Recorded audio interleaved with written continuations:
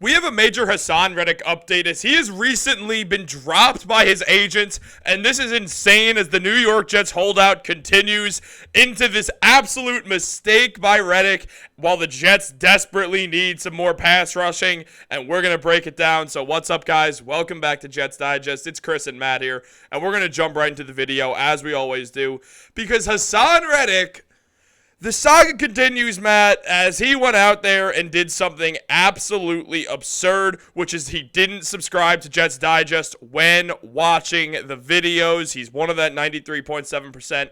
Don't be part of Haason Reddick's 93.7. Join the subscribe button. But guys, the truth has come out. Haason Reddick has made the decision to sit out this long himself, and his agency is now parting ways with him, Matt. Now, clearly, they agree he's being foolish, but obviously he's dug in. Shout out to Harrison Glazer for bringing that in.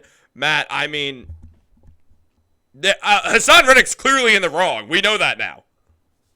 Yeah, so if there was any question or any uncertainty with this holdout now between Haason Reddick and his camp and the Jets and as to who's in the wrong, it seems clear to us now that Haason Reddick himself is the person who is responsible for this holdout because the Jets negotiated with him that he was going to get traded for, and then he was going to come in and they were going to rework his contract.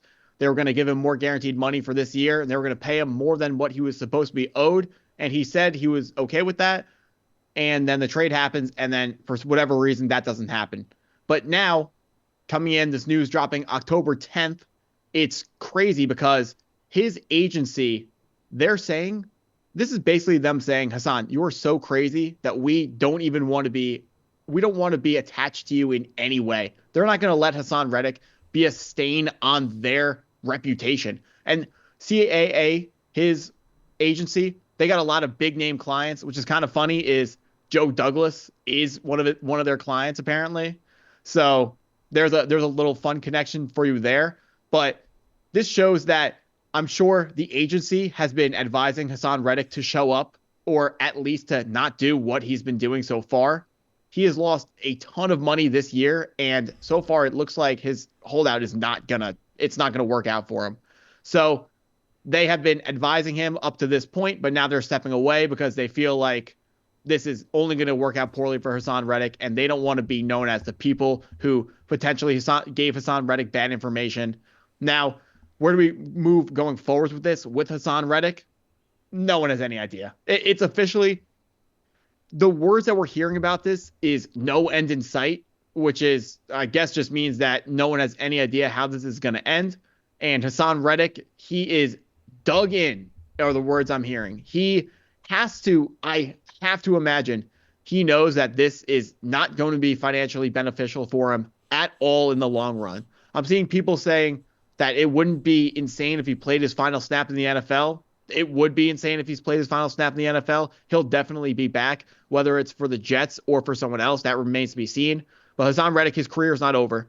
Wherever he goes next, if it's not for the Jets will retain his rights next year if he does not show up after week 13. But right now, it is the Jets against whatever is going on inside of Haason Reddick's head. Because clearly the people outside, the people that he's talking to, have advised him differently, and he has chosen his path himself. He is not getting advice to do this. He is doing this himself. He feels like this is the best path for him moving forwards. And I've gone from being mad at this, and I've gone from being frustrated to I'm kind of interested to see where this is going to go, Chris, because he has lost so much money. There's no way he can make it back. Woody Johnson, the Jets owner, came out and publicly urged Haason Reddick to come back to the New York Jets to play. So he clearly wants him. But looking at our comment section, I don't think fans want him. So what do you think about this? I mean, look, CAA does not mess around with what they do. Creative Artists Agency is one of the biggest agencies in America. It's them and WME are the two biggest name agencies. They have the most clients. They have a ton of stars in every sport, actors. It's all over the place. So CAA, they didn't need Haason Reddick. I mean, you look, they have Josh Allen. They have New York Knicks superstar Jalen Brunson. They have so many people under them who are so famous, so much more famous, who make way more money than Haason Reddick, that they decided we don't want to be a part of this man's nonsense. And yeah, as you mentioned, Woody Johnson has spoken out on this. Now, as Johnson mentioned, he said, Haason, get in your car, drive down I-95, and come to the New York Jets, and we can meet you and give you an escort right into the building, and you'll fit right in, and you're going to love it here, and you're going to feel welcome, and you're going to accomplish great things with us. Now, also, Mike Garafol, NFL Insider, said that CAA had been trying to broker a deal for an extension with the Jets while Haason Reddick himself dug in, leading to a breakup over philosophical differences. That's hardly surprising given how poorly the past few months have gone for everyone hoping to see Reddick play in a Jets uniform. I mean, Matt, this has been a disaster. And clearly it's on Reddick. Clearly when Connor Hughes said that he spoke to two of Reddick's former teammates, and they both said, yeah, Haason is stubborn enough to actually be willing to not play at all just to spite the Jets for not giving him what he wants. Which is, what you call a diva. Exactly, word for word. He's literally being a child, and has decided, my voice cracks right there. He's acting foolish. He's being a child. He's not only losing out on the chance to prove to teams that he is worthy of getting more money than most teams would offer him, he's now also giving teams another reason to not pay him and giving them no reason to pay him. I don't see how he thinks this is a good idea. This is clearly, his agents have agreed this is not a good idea. The only person who thinks he's in the right here is Haason Reddick himself. He's the only guy out there who's like, no, Haason Reddick is correct on doing this. No, he's shooting himself in the foot. He's going to lose money off of this. He's not going to get that contract from anyone. And now teams aren't going to want to pay him because they're like, oh, this guy is absolutely nuts. He doesn't even have representation anymore. He's not going to hire someone until they agree with him. So he's going to find some low-name agency that no one knows and way less people respect than CAA. CAA has hookups all around. He's now going to have to sign with some agency that doesn't. Some lower-level agency that is not going to... That's basically going to need Haason Reddick as a client and think, you know what? We'll work it out. This is how we get up. We revive Haason Reddick's career, which is not going to be helpful for Reddick at all. This is a clear, massive mistake by Haason Reddick. I think it's just very obvious. And it's just, once again, it's so obvious you guys should just subscribe to the channel, as I just wanted to mention again, because it was a fun segue. But no, in all seriousness, this guy's like, there's just no world to which this works out well for Haason Reddick anymore. There's no scenario where this works out for him. Yeah. Excuse me. So it definitely seems like this plan was not well thought out enough from Haason Reddick from a financial standpoint, but it seems like at this point, he's just trying to prove a point. And the point he's trying to prove, he's putting his hand in the air and saying, hey, GMs, NFL GMs, Joe Douglas, everyone else, you don't want me. You don't want me in your organization. That's what that's an awful message to send. If he wants to get paid by someone, he's hurting his trade value so much. Yeah. I can't even imagine why anyone would trade a 7th-round pick for Haason Reddick right now. Because why would they want to acquire the headache? You still have to pay the contract that he is on when he shows up. And this is probably going towards he shows up week 13, and week 13 magically, couple of plays in, he gets a phantom injury, and he has to leave the game. That is not the way any Jets fans want to see this go. Going forwards for Jets fans, I'm trying to even think what the successful outcome is. And the only successful outcome is Haason Reddick realizing that he needs to show up and play because that's what he signed the contract to do. But from all reports that we're getting, we have no reason to believe that that's actually going to happen. And Haason Reddick is, I'm going to use the word dug in again, but it hurts to see because we know our pass rush has looked solid. Other than one game, still solid. Jets are, before that Thursday night game, top 5 in the league in sacks. So they don't need him, but he could really help that defense reach another level. He's not going to help with our run blocking issues or run defense issues, but he's going to rush the passer some more. Really want to see him show up. But at this point, I mean, I don't think it's outside the realm of possibilities that he holds out the whole year and he's back. I'm not going to say in a Jets uniform next year, but under contract with the Jets again next year. Okay, I do have two questions. First one being, if he gets that say he comes back week 13 and he gets a phantom injury, does that count for him accruing his contract because he got injured? So if they have to put him on IR, then yeah, he has to be activated for those games.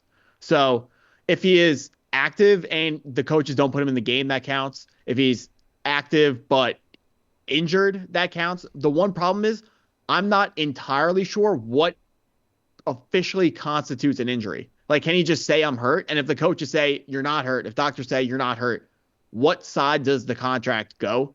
I'm not sure on that, but I think it sides with the player. And that phantom injury in the NFL, a lot of guys get a little bit nicked up and just play through it. So it should only take him a couple snaps to get some sort of injury, because that's just football's a physical game. That just happens. Like, you remember in high school, it hurts to tackle. Getting hitting people hurts as well. Yeah.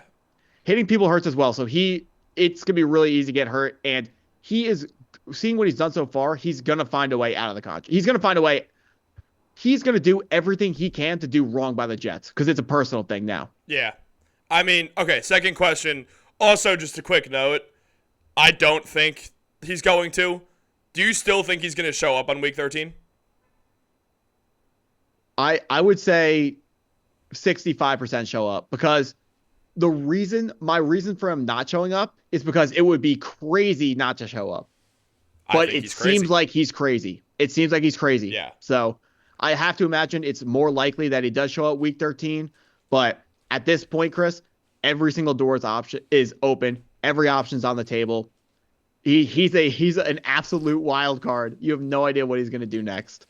Yeah, I think he's just decided he wants to stick it to the Jets and to every Jets fan, including me, who played him in 2K and said, "What are you doing? Get on the field," which I did in all feel bad about. He was just trying to play some 2K. And he was when we started talking. I didn't even have to talk to him. He was like, "Yo," and I was like, "What are you doing, dude? Get on the field." Then he muted and blocked me. So, well, yeah, not 2K. I won that game. I won that game with 2K. Too.